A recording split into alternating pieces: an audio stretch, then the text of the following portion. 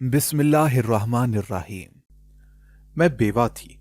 रात के 3 बजते ही मेरी सास मेरे 14 साला देवर को बाथरूम में बंद कर देती और बाहर से ताला लगाकर कहती कि सुबह से पहले हरगिज नहीं खोलना।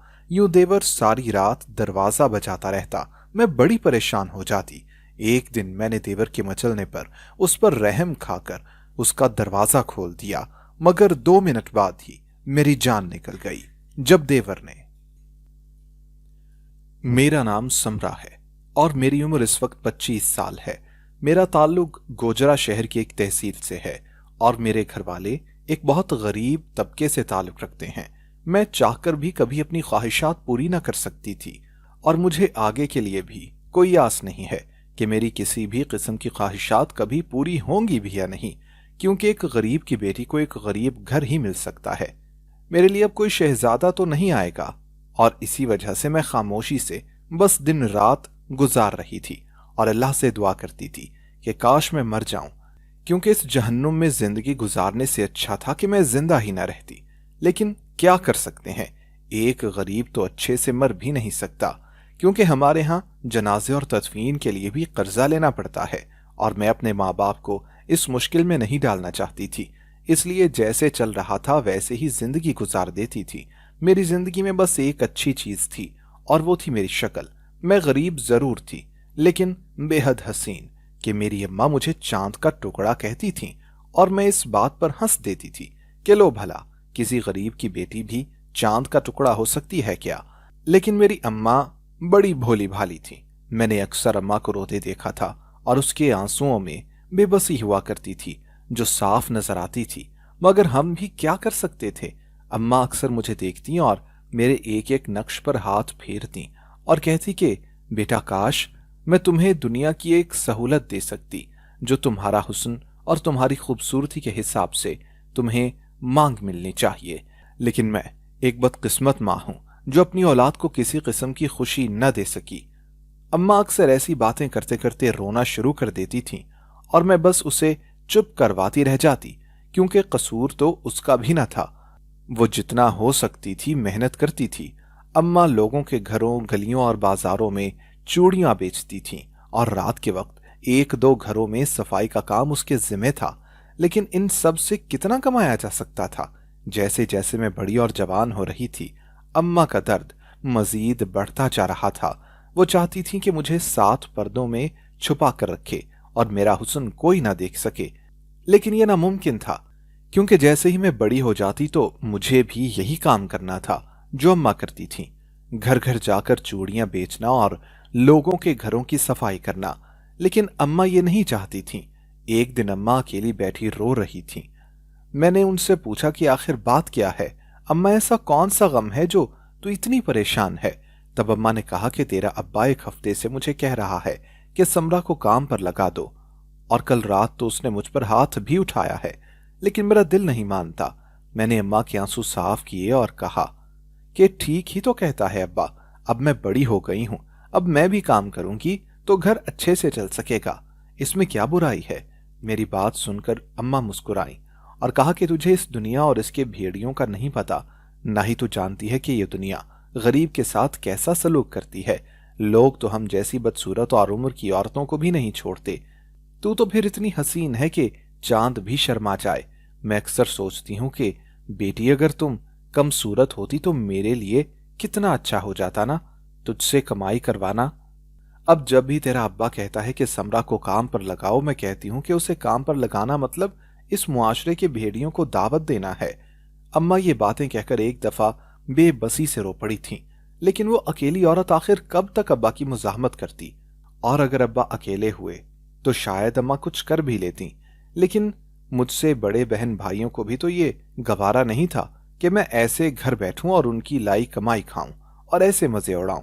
भाई तो भाई, मेरी बड़ी बहनों ने भी अब एहतजाज करना शुरू कर दिया था कि हमें तो आपने एक अरसे से काम पर लगा दिया है, लेकिन समरा को तो कभी नहीं कहा। बच्चों के इन बढ़ते शिकवों से तंग आकर अम्मा ने मुझे भी साथ लगा लिया था। उसने ये फैसला किस दिल से लिया था, ये बात या तो अम्मा जानती थी या मैं। अब मेरा काम पर जाने का पहला दिन आ गया था। अम्मा ने मुझे नकाब करा दिया और कहा कि तुझे जितनी भी गर्मी लगे या कुछ भी हो, नकाब नहीं उतारेगी। अगर तुझे प्यास भी लगे तो तुझे बर्दाश्त करनी है, और एक भी लफ्ज मुंह से किसी मर्द के सामने नहीं निकालना, वरना मुझसे बुरा कोई ना होगा। मैं अम्मा की बात समझ गई थी, लेकिन उस वक्त मैं इस बात का मकसद नहीं समझी थी। मगर वक्त ने मुझे आहिस्ता आहिस्ता सारे मतलब समझा दिए थे। मैं एक दिन चूड़ियां बेच रही थी और उस वक्त सूरज सवा नेज़े पर था। मेरा दिमाग गर्मी की शिद्दत से घूम रहा था और मैंने इस गर्मी से तंग आकर अपना नकाब खोला और फिर एक दुकान से पानी लेकर पी लिया। अभी मैं वापस नकाब कर ही रही थी कि मुझे अपने हाथ पर एक मजबूत गिरफ्त महसूस हुई, जिसने मेरे रोंगटे खड़े कर दिए। मैंने मुड़कर देखा तो ये वही दुकानदार था। मैंने चीखें मारना शुरू कर दी थी और जल्दी से सब लोग इकट्ठे हो गए। मेरी बहन, जिसके जिम्मे यहाँ का ही इलाका था, वो भी आ गई और फिर उसने घर जाकर सारा वाकया मिनवन अम्मा के गोश गुजार कर दिया था। अम्मा का तो मानो सुनकर ही खून खोलने लगा था और फिर अम्मा ने मुझे जी भरकर मारना शुरू किया। उसका बस नहीं चल रहा था कि मेरा कत्ल ही कर देगी।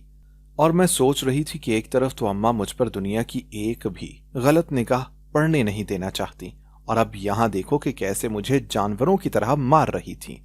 अम्मा जब मार मार कर थक गईं तो एक तरफ बैठकर रोने लगीं और मेरे पास आ गईं। मैं जो अम्मा से डरकर एक कोने में बैठी हुई थी और ज्यादा मजीद सुकड़ गई। लेकिन तब मुझे हैरत का झटका लगा जब अम्मा ने मेरे सर पे हाथ फेरना शुरू किया। मैं जो मुसलसल रो रही थी, अब मेरे रोने में मजीद इजाफा हुआ था, क्योंकि माँ की ममता का मिलना था कि मैं बेकाबू हो गई थी। तब अम्मा ने मेरा सर अपनी गोद में रख लिया। उसके आंसू टिप टिप करके मेरे चेहरे पर गिर रहे थे और फिर उसने कहना शुरू किया कि देख बेटी, इस दिन के लिए मैं तुझे मना करती थी कि अपना चेहरा किसी को ना दिखाना।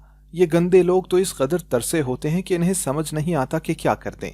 इन्हें अपनी हसरत पूरी करने के लिए बस एक औरत चाहिए होती है जो उनकी नफसानी ख्वाहिशात को पूरा करे, और तुम तो एक हसीन और बेहद प्यारी लड़की हो और सोने पर सुहागा की एक गरीब लड़की हो। अगर इनमें से कोई ज्यादती भी कर ले, तुम्हें फेंक देता है तो तुम्हारे आगे पीछे लड़ने वाला कोई भी नहीं है। इसलिए तुम्हें अपनी हिफाजत खुद करनी है। और कहीं तब जाकर अम्मा की बात मुझे अच्छे से समझ आ गई थी, क्योंकि मैं भी अब्बा का रवैया ही देख रही थी, जो मेरी सारी बात पर बस इतना ही कहकर गए थे, तो क्या होगा, हाथ ही पकड़ा है ना, कोई गोली थोड़ी मार दी है, इसमें इतना बावेला करने की क्या बात है।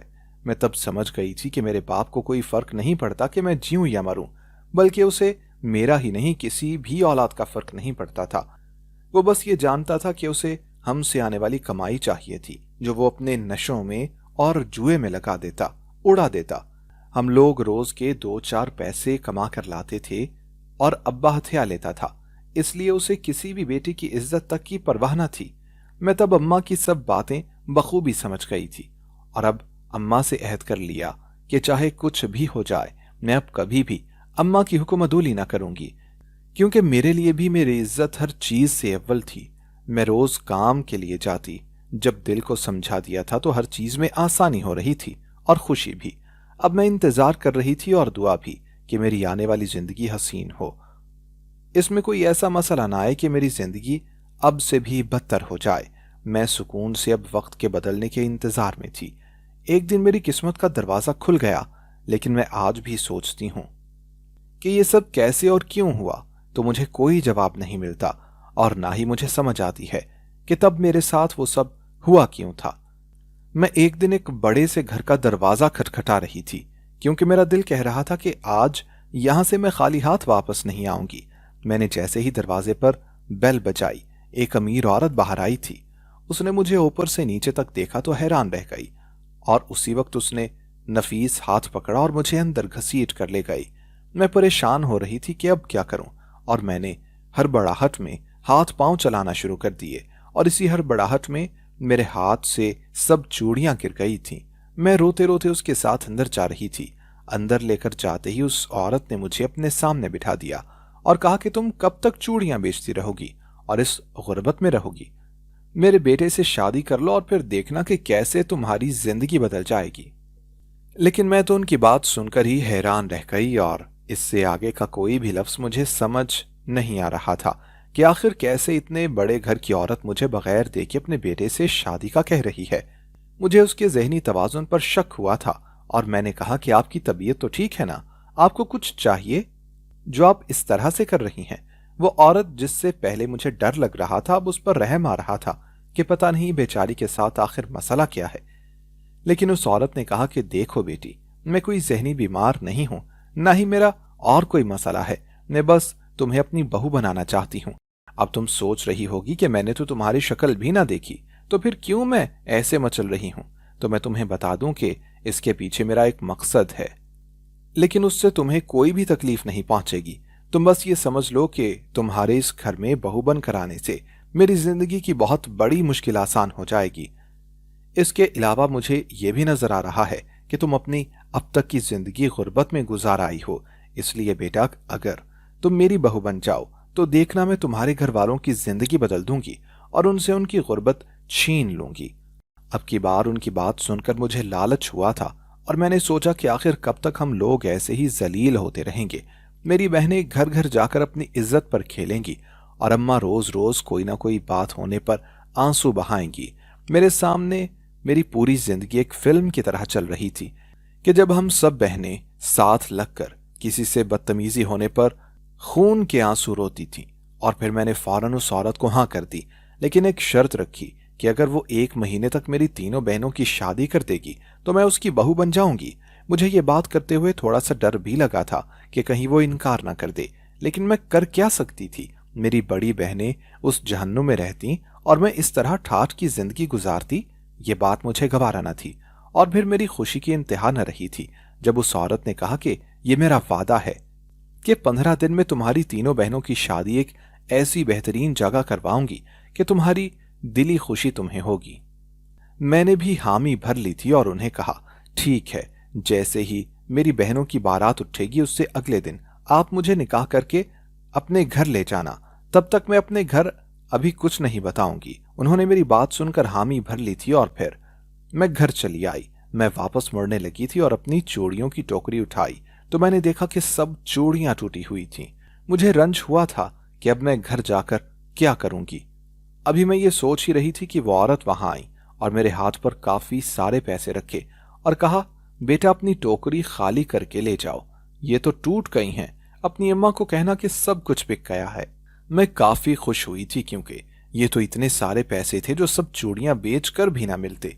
मेरी तो चांदी हो गई थी जैसे। और मैं अपनी टोकरी उठाए खुशी खुशी घर को आ गई। उस दिन हमारे घर में सब लोग बहुत खुश थे और हंस गा रहे थे क्योंकि आज तक किसी के साथ भी ऐसा न हुआ था कि उसकी सारी चूड़ियां एक दिन में ही बिक गई हों, और वो भी इतने अच्छे दाम पर। और मैं दिल ही दिल में ये सोच रही थी कि अभी तो हमारे घर में खुशियों की फुहार आने वाली थी और सब गम दूर होने लगे थे।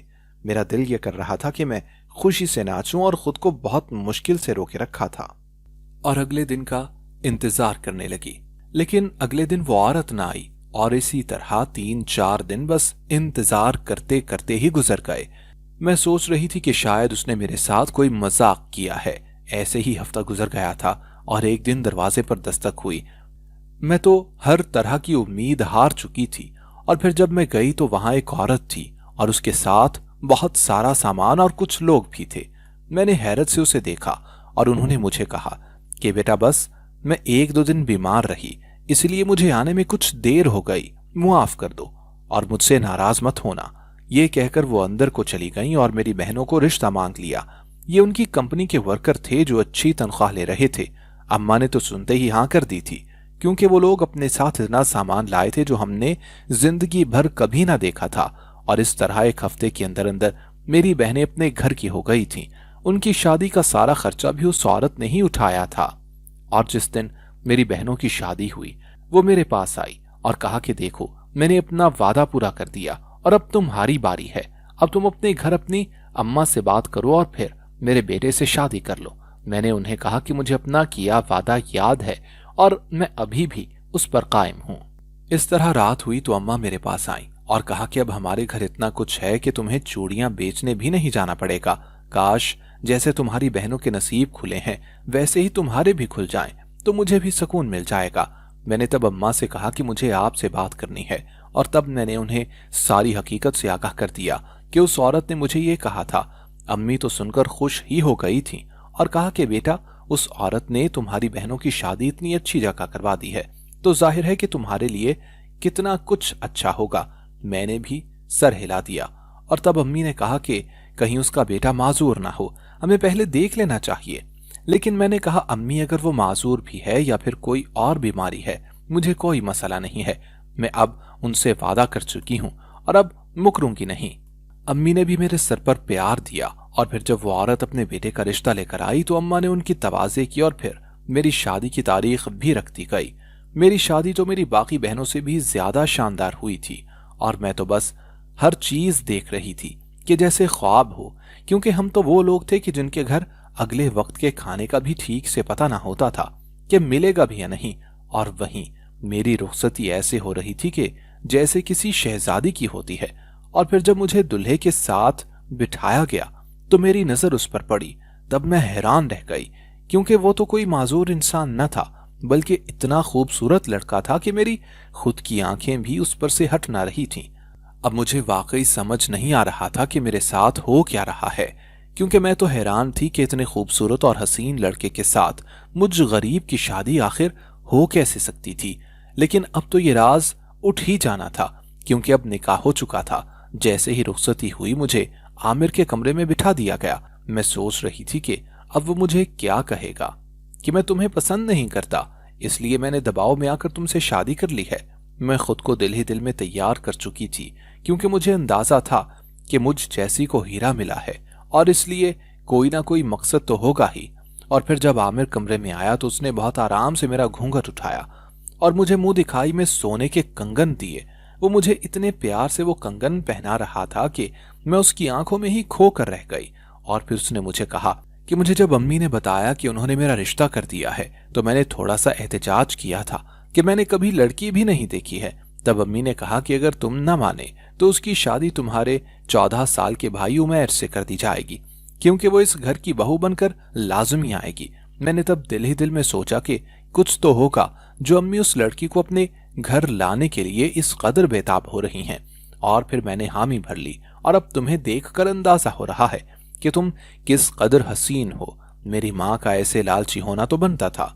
मैंने उनकी बात पर सर झुका लिया और फिर हम दोनों खुशी खुशी सो गए। लेकिन रात को मेरी आंख किसी बच्चे की चीखों से खुली थी और जब मैं बाहर गई तो मैंने देखा कि मेरी सास ने अपने बेटे को वॉशरूम में बंद कर दिया था। मैंने उसे खोलना चाहा तो उन्होंने सख्ती से मुझे मना कर दिया। मैं भी हैरत में डूबी कमरे में आ गई थी। मुझे ये लग रहा था कि वो पागल है, शायद इसलिए उसकी अम्मा उसके साथ ऐसा सलूक कर रही हैं।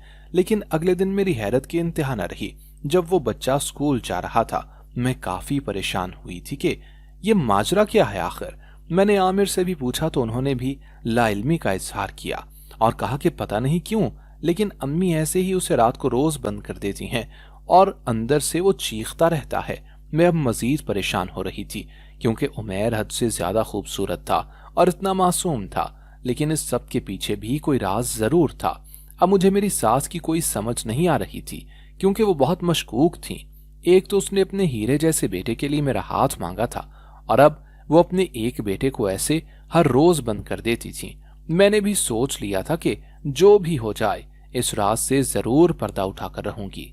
एक रात मैं अपने कमरे में थी जब उमैर के मुसलसल चीखने की आवाजें आ रही थीं। मुझसे कुछ बर्दाश्त ना हुआ और मैंने बाहर जाकर उमैर को खोल दिया। लेकिन मैं हैरान रह गई, क्योंकि उमैर जब बाहर आया तो बिल्कुल ठीक था। लेकिन 1-2 मिनट ही गुजरे थे कि उस पर दौरा तारी हो गया और उसे मिर्गी का दौरा पड़ने लगा, जैसे उसमें कोई और रूह आ गई हो। वो मुझे मारने को बढ़ा था कि मेरी सास ने मुझे आकर बचा लिया और उसे दोबारा अंदर बंद कर दिया और कहा कि इसीलिए मैंने कहा था कि इसे खोलना मत। मैंने उनसे पूछा कि उमैर को कोई बीमारी है क्या। तब उन्होंने बताया कि इसे कोई बीमारी नहीं है, ये एक बद्दुआ है, क्योंकि एक दफा इन्होंने एक चूड़ियां बेचने वाली को बहुत जलील किया था और उसका सब सामान तबाह कर दिया था। तब मैं उम्मीद से थी तो उस औरत ने मुझे बद्दुआ दी थी कि तुम्हारा बेटा एक पागल निकलेगा जिसे रात को हर इंसान अपना दुश्मन लगेगा।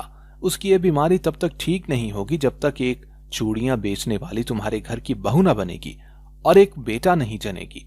तब तक तुम्हारा आने वाला बेटा ऐसे ही रहेगा। इसलिए जब मैंने तुम्हें देखा तो मैंने फौरन तुम्हें शादी का कहा। मैं हैरान रह गई थी। और फिर अब 2 साल इस वाक़े को गुजर गए हैं। मेरा एक बेटा पैदा हो चुका है और एक बेटी, और मेरा देवर उमैर बिल्कुल ठीक हो चुका है और हम सब लोग अब खुशी खुशी अपनी जिंदगी गुजार रहे हैं। दोस्तों, अगर आपको हमारी आज की कहानी पसंद आई हो तो लाइक करना और कमेंट करना हरगिज ना भूलिएगा। और अगर आप मुस्तकबिल में भी ऐसी कहानियां सुनना चाहते हैं तो हमारे चैनल को सब्सक्राइब करते हुए घंटी का बटन जरूर दबाइएगा। अल्लाह हाफिज।